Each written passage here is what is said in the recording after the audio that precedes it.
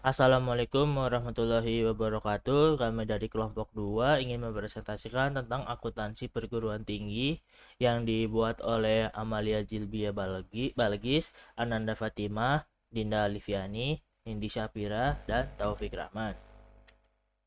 Yang pertama ada pengertian.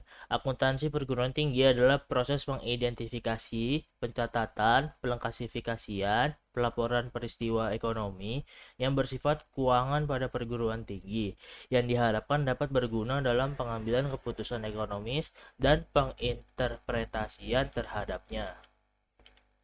Lalu, beberapa fitur perguruan tinggi. Yang pertama, suatu lembaga atau institusi yang non-profit oriented. Yang kedua, kegiatan utama yaitu Tridharma perguruan tinggi, yaitu pendidikan, penelitian, dan pengabdian.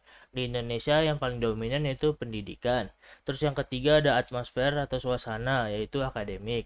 Terus yang keempat ada jenis layanan, yaitu jasa. Yang kelima ada unit layanan, yaitu fakultas, prodi, bagian, subbab, dan UPT. Terus yang kelima ada dosen, karyawan, dan mahasiswa. Lalu ada karakteristik sistem akuntansi kampus yang efektif. Yang pertama, mampu mengidentifikasikan dan mencatat semua transaksi yang sah.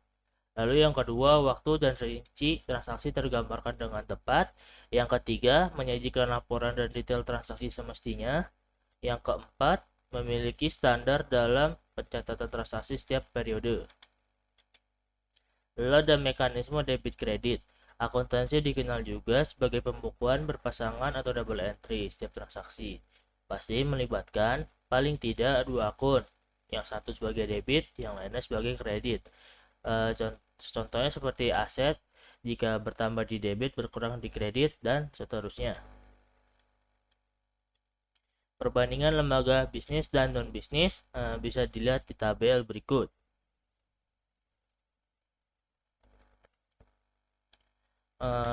Lalu contoh laporan aktivitas Universitas Karamalang untuk periode yang berakhir 31 Desember 2008 dan 2009. Bisa dilihat di tabel berikut. Total pendapatannya yaitu 402, untuk 2009 480, 2008 420. Terus total bebannya 130, 2008 120. Terus kenaikan aset bersihnya 350, di 2008 300. Contoh laporan perubahan aset bersih. Di tahun 2009, aset bersih awal tahunnya 3.900, tahun 2008 3.600. Kenaikan aset bersihnya di 2009 350, di tahun 2008 itu 300.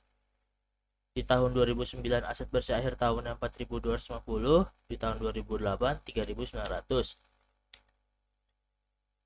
Contoh laporan posisi keuangan untuk Universitas Karangmalang periode 31 Desember 2008 dan 2009. Yang pertama asetnya, dari aset lancarnya 2009 710, di 2008 640. Terus total aset tidak lancarnya 4440, di 2008 4040. Di total aset 2009 itu 5150, di 2008 4680. Terus kewajiban dan aset bersihnya. Di 2009 total utang lancar yaitu 600, di 2008 nya 430. Terus total utang di 2009 yaitu 900, di 2008 780. Lalu ada aset bersihnya di 2009 4250, di 2008 3900. Jadi total kewajiban dan aset bersih itu di 2009 5150, di 2008 4680. Jadi balance. Contoh laporan arus kasnya. Untuk aktivitas operasi di 2009 160, di 2008 210.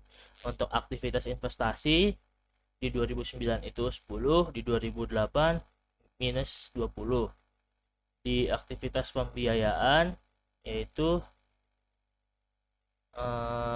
di 2009 minus 50, di 2008 minus 100. Jadi saldo kasnya di 2009 120, di 2008 90.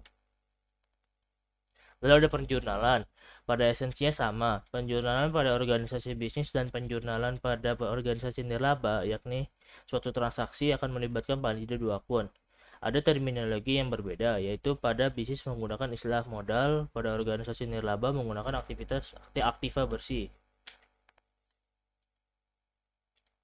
Penyesuaian. Sama dengan perusahaan bisnis, organisasi nirlaba pun perlu penyesuaian pada akhir periode, apalagi bila organisasi menggunakan pendekatan akrual secara murni. Kemampuan pimpinan organisasi nirlaba dituntut untuk mengambil keputusan yang berkaitan dengan penyesuaian ini. Misalnya, menentukan tanggal pisah batas atau cut-off, dasar piutang yang tidak dapat ditagih, dan lain-lain. Kesimpulan, masalah keuangan adalah masalah yang sensitif dan dapat menimbulkan perpecahan serta fitnah. Oleh karena itu diperlukan peran serta semua pihak dalam pengelolaannya. Kelembagaan, sistem, dan SDM harus siap untuk melakukan transparansi manajemen keuangan sehingga akuntabilitasnya bisa terjaga dengan baik. Mungkin itu saja dari kelompok kami. Kurang lebihnya mohon maaf. Wabillahi taufiq hidayah. Wassalamualaikum warahmatullahi wabarakatuh.